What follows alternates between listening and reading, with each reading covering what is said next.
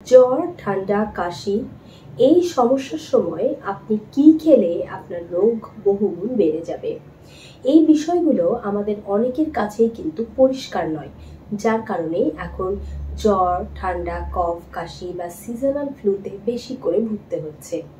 আসল কথা হলো, এটা ভাইরাল ঠিক আছে, বাইরের জীবাণু ঘটিত, কিন্তু এই বাহ্যিক জীবাণু ঘটিত রোগটি আপনার শরীরে যখন প্রবেশ করবে, তখন আপনি যদি তাকে আরো বাড়িয়ে দেন, তাহলে রোগে কষ্ট পেতে হবে বহুগুণ।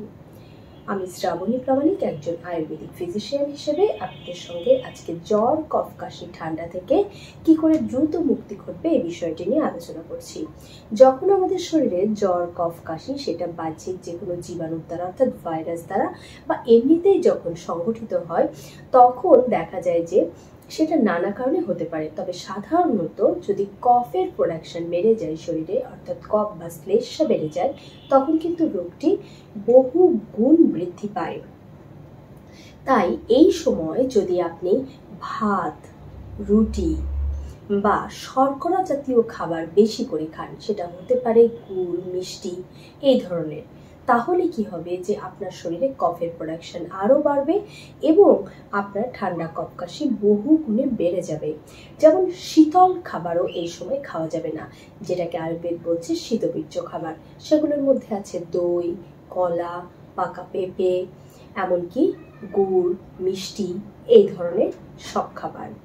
কিন্তু আপনি এক্সেপশনাল হিসেবে মধু খেতে পারবেন, কারণ মধু হচ্ছে উষ্ণবীর্য খাবার, শীতবীর্য নয়। ঠিক তেমনি আপনি যদি ভাত, রুটি খাওয়া এই সময় কমিয়ে দিতে পারেন, তাহলে খুব তাড়াতাড়ি আপনার এই সমস্যার সমাধান হবে।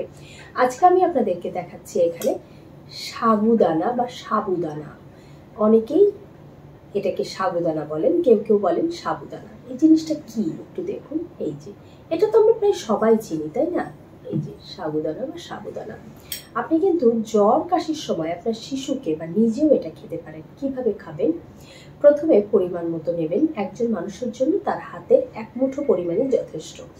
এক মুঠো পরিমাণ এভাবে সাবুদানা নিয়ে ভালো করে ধুয়ে, 2-3 বার ধুয়ে পরিমাণ মতো পানি দিয়ে এটাকে ভিজিয়ে রেখে দিন মিনিট 10।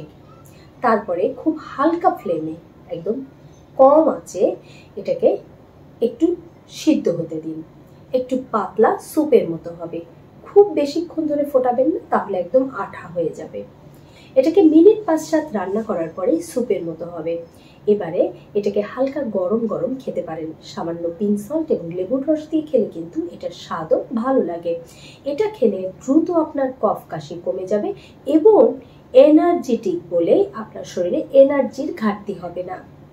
এটা যথেষ্ট এনার্জেটিক, কিন্তু ফ্যাট নেই। এমনকি কার্বোহাইড্রেট বলতে যেটা অতিরিক্ত যে কার্বোহাইড্রেট, যেটা আমাদের শরীরে কফে প্রোডাকশন করে, তেমন কোনো কার্বোহাইড্রেটও এতে নেই। যেটা আছে সেটা খুবই কম পরিমাণ।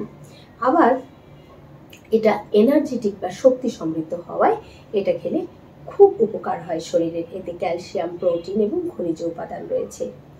এটা কি মানুষের তৈরি? এটা অ্যাকচুয়ালি প্ল্যান্ট বেস খাবার। গাছের এক ধরনের শাঁস বা আঠা থেকে এটা তৈরি হয়, তবে এই আকৃতিটা মানুষের দেওয়া, অর্থাৎ এটা একটা মেশিনে এইভাবে এটাকে শেপ তৈরি করা হয়। এবারে আপনাদের বলি যে এই সাবুদানা ছাড়া আর কি খেতে পারবেন? খেতে পারেন পাতলা ডালের স্যুপ, সবজির স্যুপ, এমনকি মুরগির স্যুপও। এগুলো খাবেন। এবং কমলা বা ভিটামিন সি জাতীয় খাবার, যাদের অতিরিক্ত গ্যাস বা বদহজম হয় না, পেটে বায়ু জমে না, তারা ভিটামিন সি ফল অনায়াসে খেতে পারেন। তাহলে দেখবেন যে কফ, কাশির সমস্যা খুব দ্রুত ভালো হয়ে গেছে। আজকের এই ভিডিওতে যদি আপনাদের মনে হয় যে উপকারে হবে, তাহলে নিজেরা ফলো করুন এবং অন্যের উপকারের জন্য শেয়ার করে দিন। ধন্যবাদ। ভালো থাকুন, সুস্থ থাকুন।